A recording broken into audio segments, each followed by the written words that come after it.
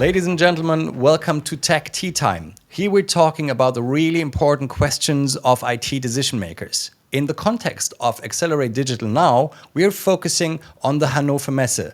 Thus, the focus is on the manufacturing industry. If you didn't book your ticket for Hannover Messe, please do so now and also book a session of a topic that fits to your needs. For the beginning, 3 theses. 1. 5G is a really good thing and really important, but not everything that matters for manufacturing industry. Second, we're just at the beginning of the digital revolution in manufacturing industry. And third, investing your time in Tech Tea Time is a really good idea. And I've made sure that this will happen because I got with me as a co-host Cristian Maasem. He's partner connected industry at Detecon, a subsidiary of T-Systems. Most of you don't only know the name, but also know Detecon as a benchmark for top IT and strategy consulting. Cristian, good to have you with me. Always a pleasure talking to you, Florian, especially about these topics. Yes, let's get to the point. I've said that a lot of things are going on in the manufacturing industry, and probably we should start like a rough roadmap of why this is true from your perspective. What's happening? What's going on in the manufacturing industry? I think at the moment we hear a lot about digitization. Industry 4.0 is already with us for some time, Internet of Things as well. But already looking to the next big thing with AI, metaverse and everything.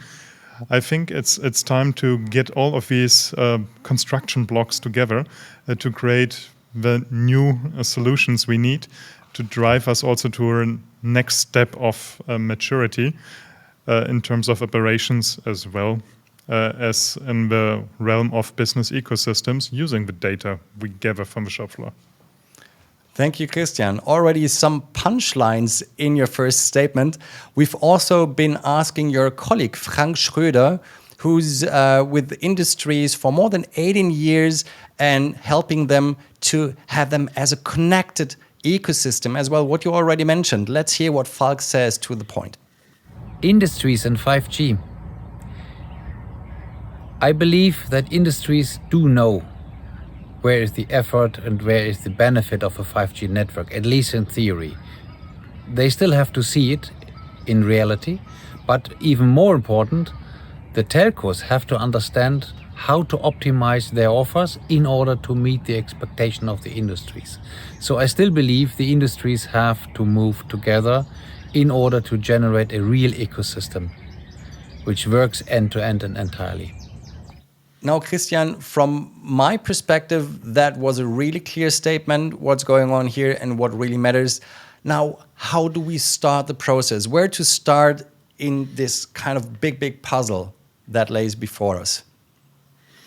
As we learned, connectivity might be already quite a good starting point because that's where you create basically the visibility. We need to get to the data of all the things. We need to know where everything is located, in what condition it is, if it's moving through the factory, if it's standing there, humming by itself. We need to get that information first, and so with connectivity we get access to it.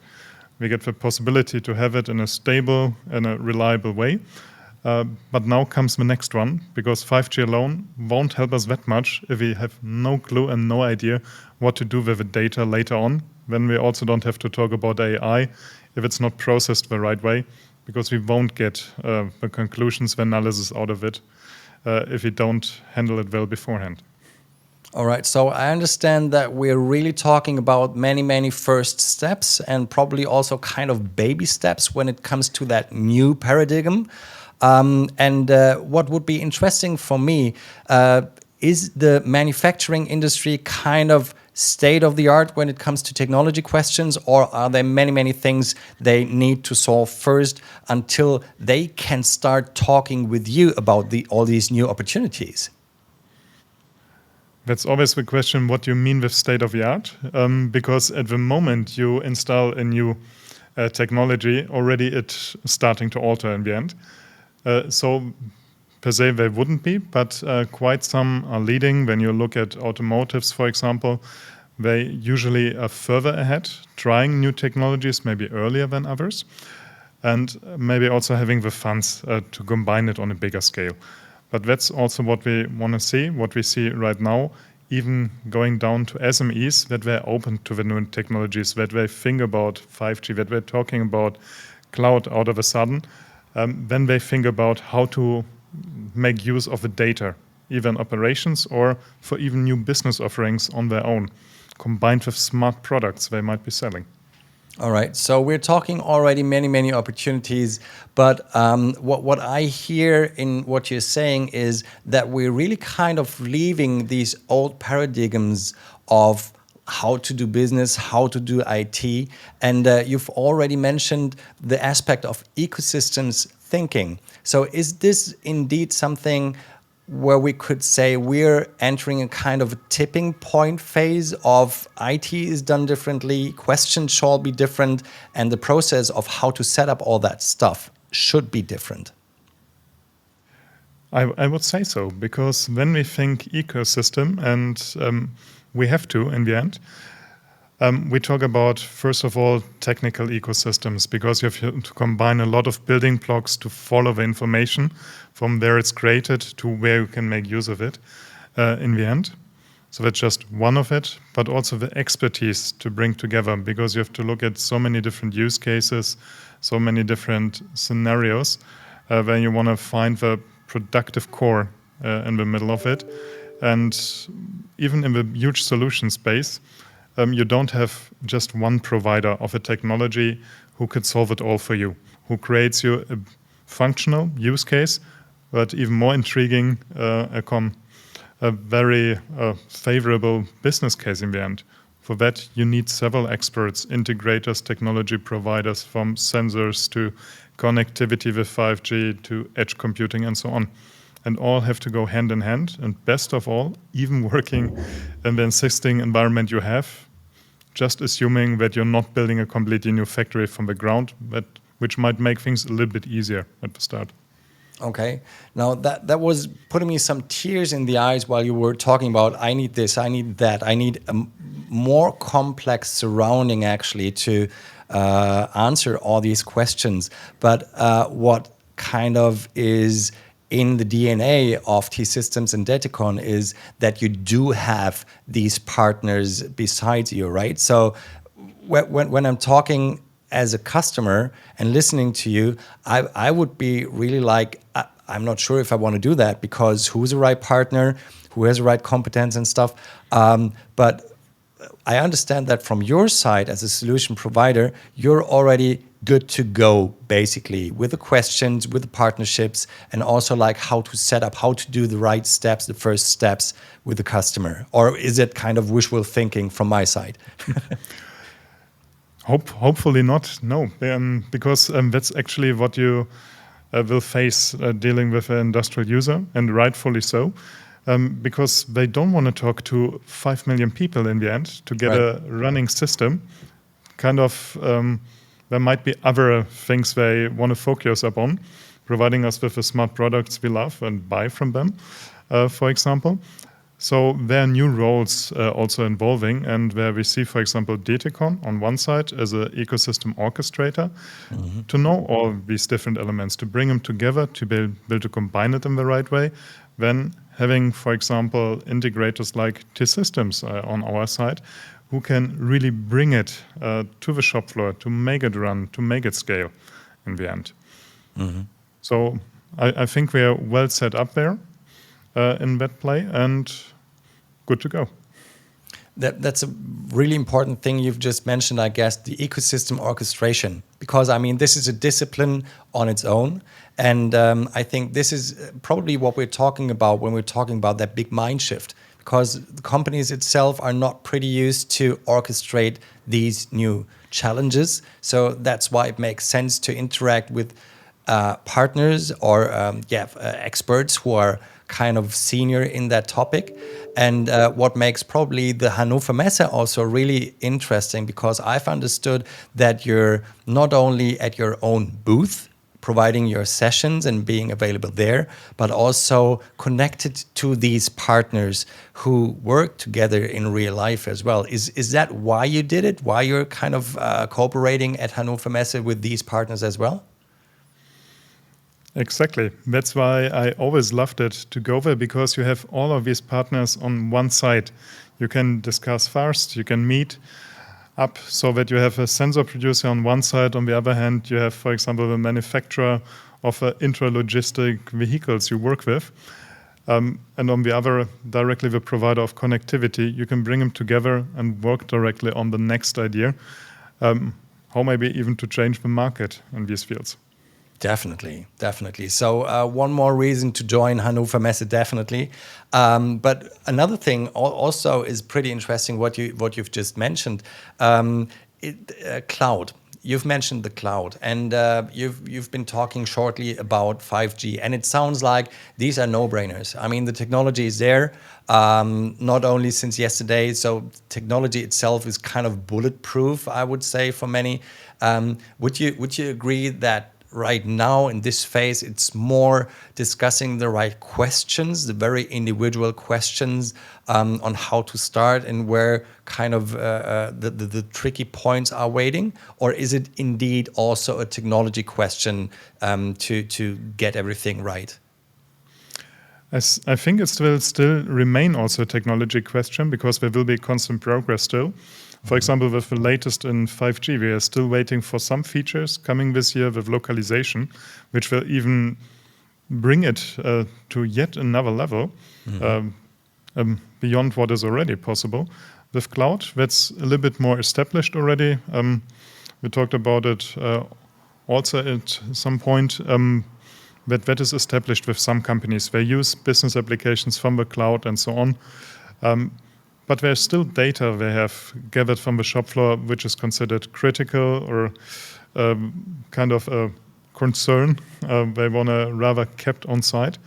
They have to deal with on site in that case, and especially also for applications which need very low response times, safety concerns, automation, and so on, which might still rely on technology bringing it to the shop floor in a reliable, in a fast matter, able to process it, basically enabling the power of the cloud on the shop floor. And that's why we think 5G and Edge, for example.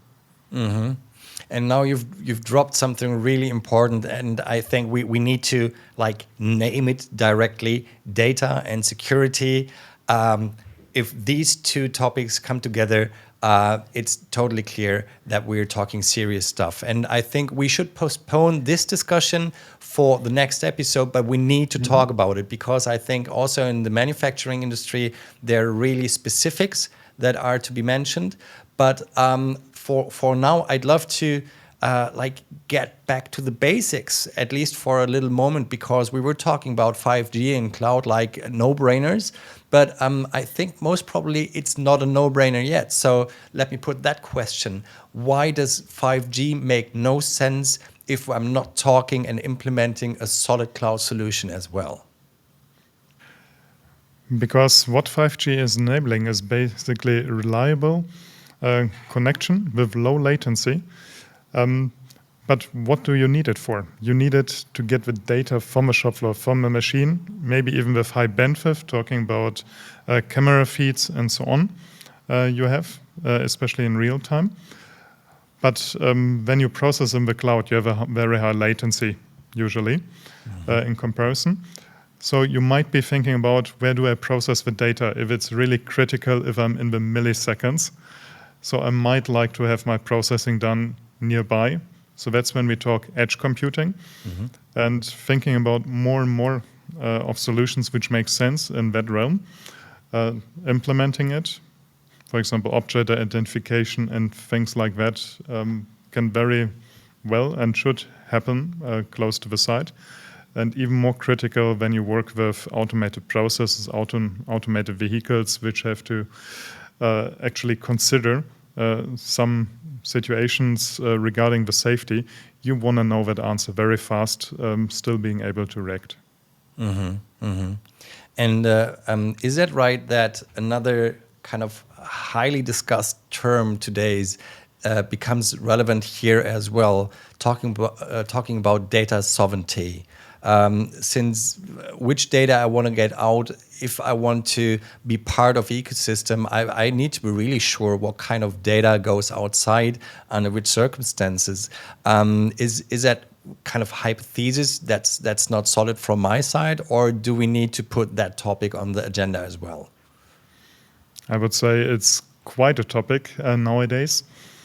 Whose data are we talking about? How to deal with that data, how to keep it private, how to keep it secure. If there might be even the next foundation of your data-driven service, which should scale. It's really of critical concern. What you do with that data, where it's stored, and so on. So we should talk data sovereignty for sure. Okay, so let's do that. And to like summarize what we've just did, we said, yeah, smart is a nice term, but not everywhere reality. 5G is not sufficient to make everything smart. We've described why cloud is important to add to 5G for smart manufacturing, but then we're entering the next phase talking about data sovereignty and security as well. And another topic that might be a single issue topic as well is that ecosystem thing. Because I think most of us have an idea like what an ecosystem is, and also that we're talking about productivity and new business models. But I would assume that this is not the normal case in the manufacturing industry. So are there opportunities? Are there concepts and ideas? Is that topic big enough and at the point important to have it as a headline as well? I would say for sure, because that's what we're talking about. Information is the gold of the 21st century, but it's only gold, or you can shape it into a diamond, if you combine it, if you treat it right. And it's usually that you have to aggregate it with more information or data you might have. You might engage with environmental data, with process data, with data from other products, gathering it, or other users, operators, maybe also just for benchmarking it. So you need to know how to combine the data sources to get really the value out of it, which could there be. And it means exchange of information across the company borders, which is not established practice, and there are not everywhere the standards for it. So we might be looking, or should be looking, into things like Gaia X, Catena X, that might make for a quite interesting and very current topic. All right. And as a coincidence, these are also the partners you're having with you at Hannover Messe, right? I mean, yeah, it makes sense. And again, ladies and gentlemen, if you have your ticket, good. Then check out the colleagues of Cristian and Cristian itself and start talking about your issues. If you don't have a ticket, check it on our website and also do book a session that fits to your needs, because what we've just showed is that there are huge topics. There are topics that need support, and the point is that you will need many expertise perspectives to solve your issue. I think, Cristian, the Hannover Messe is the perfect starting point to go on that journey. So hopefully we will meet at Hannover Messe and at the second and third episode of Tech Tea Time, where we're going to talk more about data sovereignty in the manufacturing industry and also data spaces, data ecosystems. This is what we will do. I'm really looking forward to it, Cristian, to do it with you together. Ladies and gentlemen, have a great time. Bye. Bye.